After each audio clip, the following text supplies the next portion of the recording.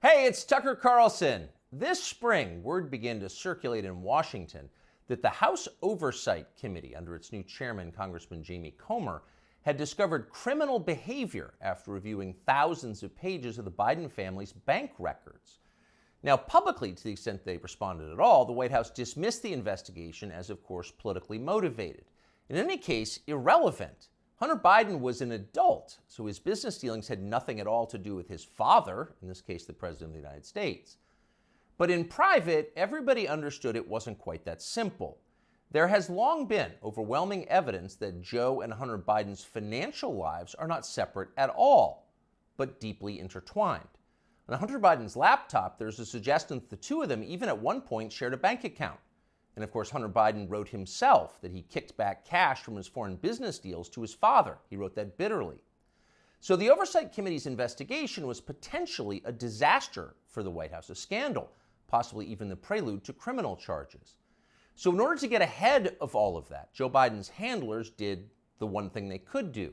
They set up an MSNBC interview to preemptively whitewash whatever Jamie Comer might find.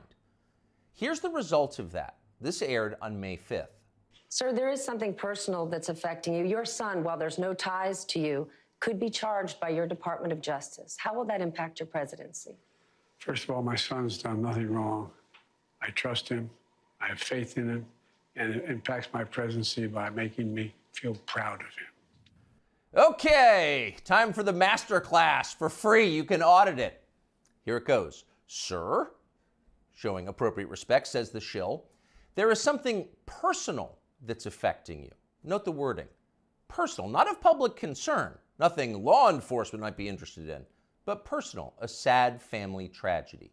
That's the framing. And then this, a sentence choreographed to the letter. Your son, while there's no ties to you, could be charged by your Department of Justice. Got that? Well, there's no tie to you. So the answer is, in fact, in the question. Whatever Hunter Biden goes down for, and we know he is going to be charged because MSNBC said so, but when that happens, that's Hunter's problem. It's got nothing to do with Joe Biden. Rest easy, America. 5 days later, the Oversight Committee released its findings, and they were, in fact, devastating. Quote, bank records show the Biden family, their business associates, and their companies, their many companies, received over $10 million from foreign nationals and their related companies, the committee wrote. Investigators had, quote, identified payments to Biden family members from foreign companies while Joe Biden served as vice president and after he left public office. So actually there was something there. It was a scandal. Racketeering, money laundering, wire fraud, those are some of the crimes the Bidens seem to have committed, in addition, of course, to selling out the United States for cash. So what would happen to them? Well, Donald Trump had an idea, quote, they'll hit Hunter with something small to make their strike on me look fair.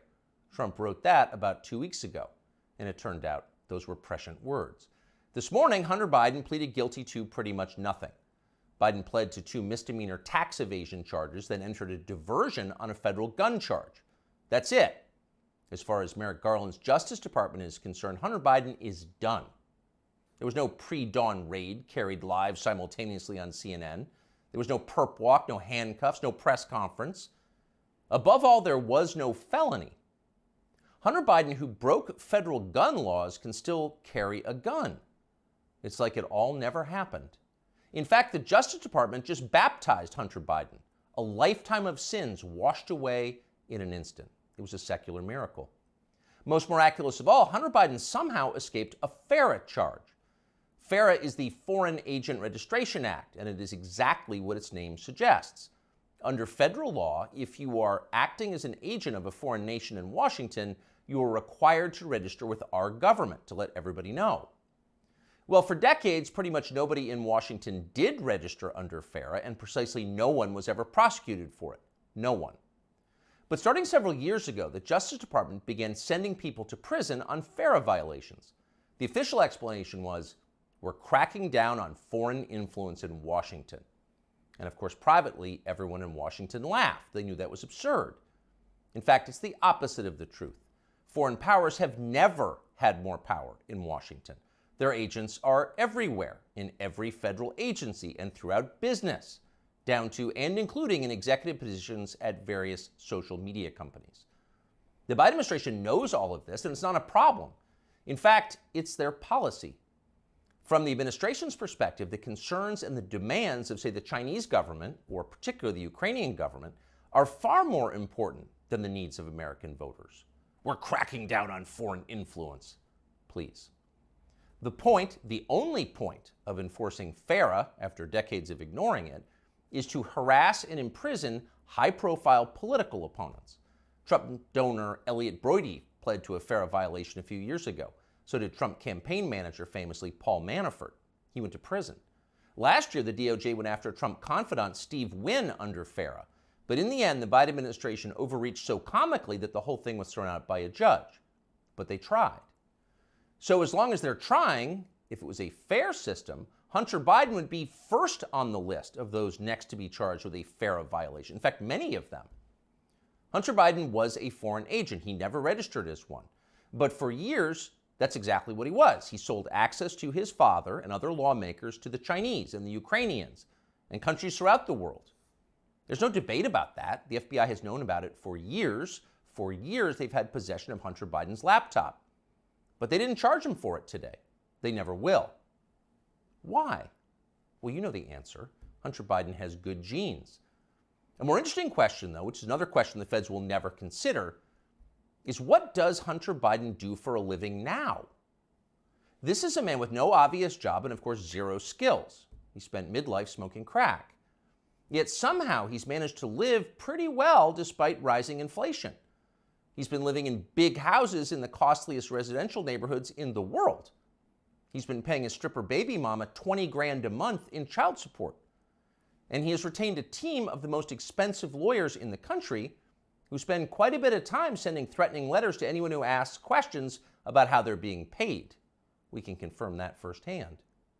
So again, what does Hunter Biden do for work? That's a fair question, and tonight we have the answer. For years, Hunter Biden was an influence peddler. Now, Hunter Biden is a self-actualizer. He self-actualizes for a living. He gets in touch with himself, his feelings, and he follows his muse. Here he is explaining his new vocation in a 2019 ABC News interview. This is new.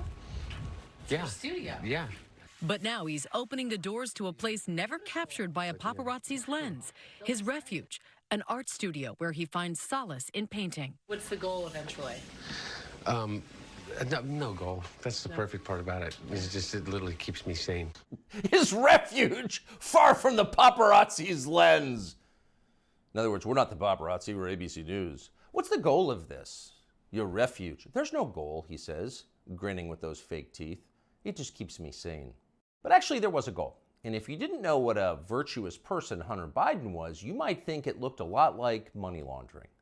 2 years after that interview, Hunter Biden was selling prints of his art. And to be clear, just the prints, not the, quote, art itself, but effectively photocopies of it for $75,000 a pop. Apparently, Hunter Biden moved 5 of these repros in just days. That's $375,000 in less than a week for signing copies of your fake art. As for the paintings themselves, childish self-indulgent blots, those sold for $500,000 apiece. So the question is, who bought them and why? It'd be interesting to know. There's a story there for sure, but of course we have no right to know. There's no public policy implication. It's not like Hunter Biden's finances have anything to do with his father's finances. Meanwhile, once his father did become president, corporate publisher Simon & Schuster lined up as well to pay Hunter Biden's bills. According to news reports, Simon & Schuster gave Hunter Biden millions of dollars for his highly selective account of his wholly unaccomplished life. And then the publisher lined up brainless celebrity endorsers like Dave Eggers and Stephen King to promote it. King, who apparently will say anything if it helps the party, called Hunter Biden's silly manuscript a, quote, harrowing and compulsively readable memoir. And then Stephen King described Hunter Biden himself as beautiful. Needless to say, the book sold miserably, but Hunter Biden got to keep the millions, and that was the point. And so on. This kind of thing apparently happened a lot. Again, there seems to be a story here, and we think it's probably worth learning a lot more about it and bringing it to you. In the coming weeks, we will. In the meantime, though, the question is, what can we learn from Hunter Biden's plea deal today? First off, the obvious. For the children of the people in charge, there are no penalties. There are only upsides. They're princelings. They can do what they want. You are not. Therefore, you can't. So don't get any ideas about cheating on your taxes or violating federal gun laws unless you want to celebrate next year's Father's Day through the glass in the visitor's room. The rules definitely apply to you, including rules you don't yet know exist. But there is also a deeper lesson here, a more disturbing one. What we're watching through Hunter Biden's life and through the Biden administration, now entering its third year, is the total inversion of virtue. What was once considered admirable is now derided as stupid, if not racist.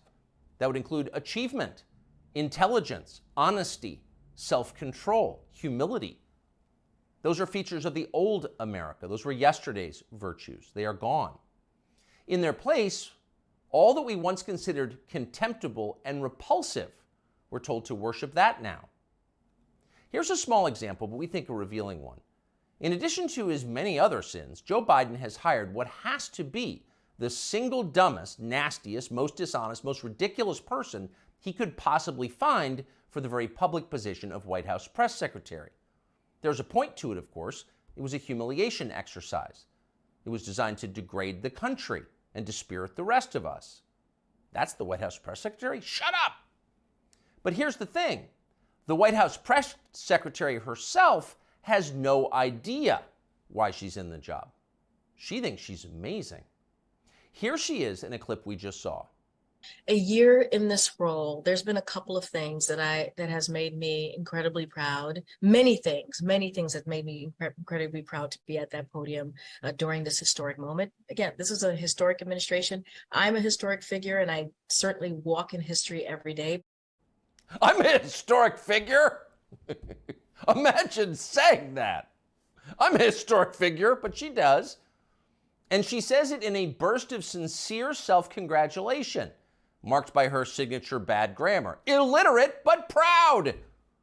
Of course she's proud. Karine Jean-Pierre is now a historic figure, just like Hunter Biden is now an important artist. It makes you feel stupid for going to work. Young people say the news is full of lies. Kennedy's motorcade. 239 people. Death of Jeffrey Epstein.